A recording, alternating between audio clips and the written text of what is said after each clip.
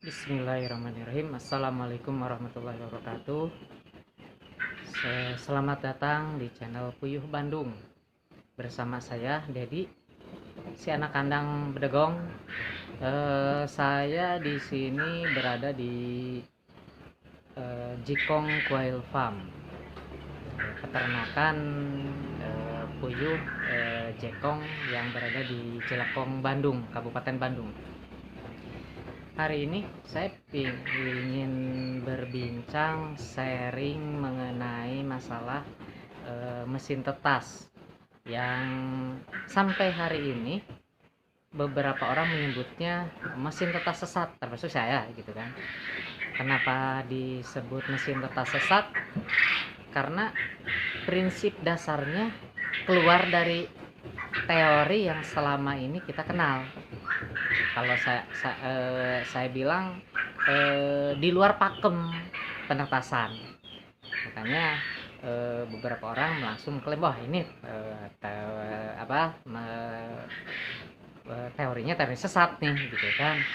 Nah, yang paling dasarnya itu adalah di teknik pembalikan yang selama ini sampai hari ini yang dipahami oleh hampir setiap breeder atau yang tukang menetaskan telur unggas, itu semua telur harus dibalik. Kuncinya itu, semua telur harus dibalik gitu kan, atau digoyang.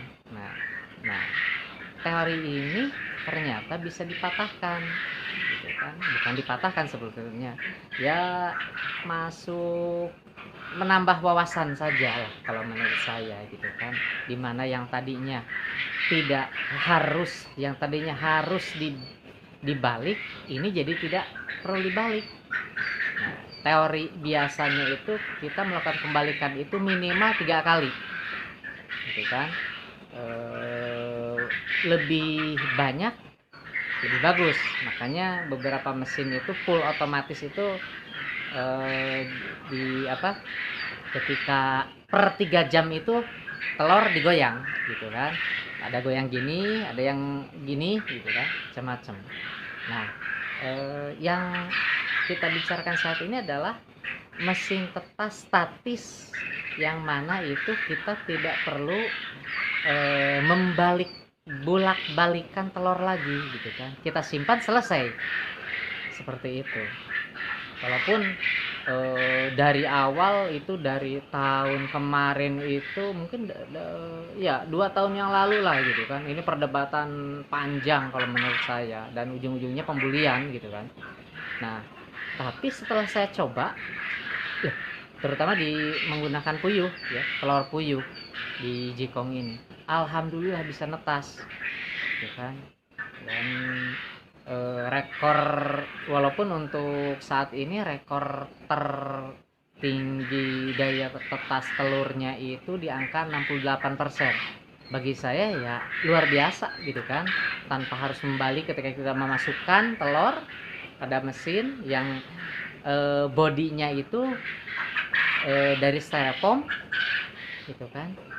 Setelah itu kita hanya cukup hari ketiga, hari ke-9, hari ke-10, hari ke-13, 14, kita hanya nutup ventilasinya saja gitu kan. Ada 5 ventilasi dari model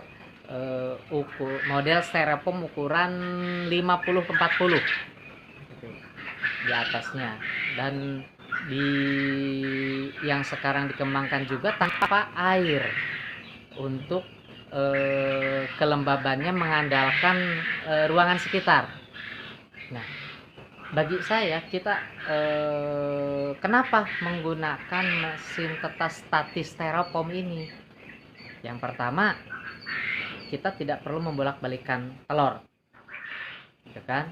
Otomatis kalau yang manual per 3 jam kita harus membalikan, gitu kan?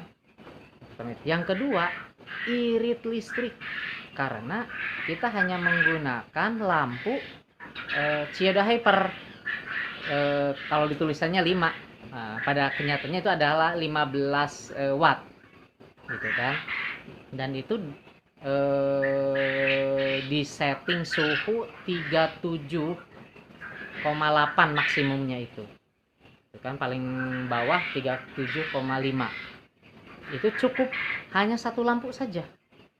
Dengan kapasitas yang biasa saya pakai itu, telur puyuh itu masuk 130 sampai 140 butir. Dan itu puyuh wagyu, puyuh pedaging. Kalau puyuh lokal lebih banyak lagi, gitu kan, karena lebih kecil ukurannya. Dan jadi berapa tadi tuh ya? Irit listrik ya.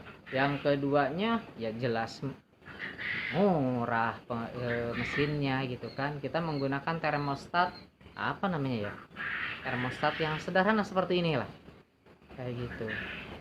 Dan ini bagi saya ini sangat apa namanya ya, mesin tetas yang sederhana tapi nyaris full otomatis, gitu kan. Masukin tinggal deh, gitu kan. Ketemu lagi 14 hari kan, enak gitu. Walaupun ya untuk daya tetas masih kita coba tingkatkan, karena beberapa parameter yang mempengaruhi daya tetas itu ya banyak, gitu kan. Di samping mesin tetas nya seperti apa, gitu kan, suhu, kelembaban, sama usia telur yang mau ditetaskan, sama usia indukannya, gitu kan. Kebetulan kita menggunakan indukan yang muda kemarin itu, jadi agak babak belur daya tetasnya. Tapi terakhir kemarin tanggal 26 itu daya tetas puyuh wagyu pedaging ini baru nyampe 61%. Alhamdulillah, gitu kan. Ini bagi saya cukup luar biasa, gitu kan. Yang penggunaan listrik yang begitu irit, dan apa namanya, nggak perlu bolak-balik lagi, kita bisa nyantainya banyak, gitu. Masih bisa banyak hal yang bisa kita kerjakan, alhamdulillah, seperti itu.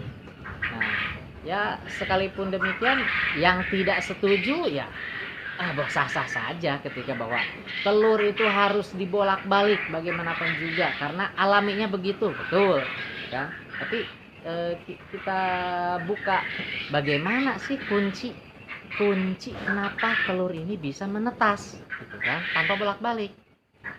Yang pertama, sekalipun lampu cukup satu, nah, tapi dibantu penyebaran panasnya menggunakan kipas, gitu kan. Dan kipasnya pun ya biasa, kipas buat PC ya, yang 12 volt, biasanya 5 watt sih, jadi sangat irit. Walaupun dalam yang di apa namanya, dari sisi pengembangan mesin tetas ini, yang ngembanginnya itu menggunakan teknik nyala redup, gitu kan. Kalau yang biasa itu kan nyala mati, gitu ya. Ini nyala redup. Walaupun saya akhirnya menggunakan nyala mati saja, gitu kan. Nah alasannya karena untuk supaya lampunya bisa lebih irit ketika dia harus mati. Nah ini nggak mati totalnya, jadi hanya ngeredup, gitu kan. Jadi benang merahnya masih nyala, tapi nggak nyala full, gitu kan, ketika suhu sudah tercapai. Dan itu bagi saya ya cukup luar biasa, gitu kan. Sangat membantu. Kemudian saya mencoba, nanti kita kupas lagi. Yang ini menggunakan styrofoam. Nanti kebetulan saya menggunakan baskom tahu yang ukurannya 40 25 kalau nggak salah, gitu kan. Dan itu alhamdulillah sama-sama juga gitu kan. Walaupun yang pertama tadi suhu harus diratakan menggunakan kipas, yang kedua dialasi oleh plat logam. Biasa itu ada yang menggunakan, kalau saya menggunakan seng saja biar lebih murah gitu kan. Yang menggunakan aluminium silahkan, menggunakan galvalum silahkan, gak ada masalah. Yang penting dia itu plat logam yang mampu meratakan suhu gitu kan. Jadi ketika biasanya suhu itu alaminya itu dia bakal naik gitu kan, naik ke atas pastinya gitu. Nah ini ditahan sama platnya itu gitu kan, supaya ini dia bisa ke pinggir dan rata gitu kan, seperti itu. Nah dalam kondisi seperti ini ya memang beberapa mencoba dengan berbagai macam variasi kalau saya lihat gitu kan, tapi pada prinsipnya sama. Mesin tetas statis itu yang pertama irit listrik karena menggunakan satu bohlam lampu saja, yang kedua tidak perlu dibolak-balik gitu. Dan yang sekarang ditambah tidak perlu menggunakan air sebagai penjaga kelembaban gitu kan, karena terakhir saya cek itu kelembaban ya memang ada di bawah 50 gitu kan. Pada rata-rata sih targetnya itu 50 sampai 60 humidity-nya itu kelembabannya. Nah ini saya terakhir itu di angka 47, tapi ya cukup lumayan lah gitu kan. Karena beberapa sebelumnya itu kita menggunakan wadah air ketika puyuhnya pada netas, pada nyemplung gitu kan, beberapa kali seperti itu. Nah dengan kondisi tanpa menggunakan wadah air itu ya terhindar dari dari kasus seperti ini, alhamdulillah gitu kan. Nah di sini saya tidak ingin berdebat mengenai penggunaan mesin statis ini gitu kan, hanya saja yang menggunakan teori balik ya silahkan gitu kan, nggak ada masalah kan? Walaupun kami saat ini menggunakan mesin tetas statis gitu kan, alhamdulillah hasilnya cukup bagi saya cukup signifikan gitu kan, dengan pertimbangan-pertimbangan tadi seperti itu. Nah mudah-mudahan penjelasan ini bisa membantu atau setidaknya menambah wawasan kita mengenai per mesin tetasan seperti ini. Demikian akhirul kalam, saya Dedi Wahyudi, si anak kandang Bedegong dari Puyuh Bandung di Jekong Quail Farm. Wassalamualaikum warahmatullahi wabarakatuh.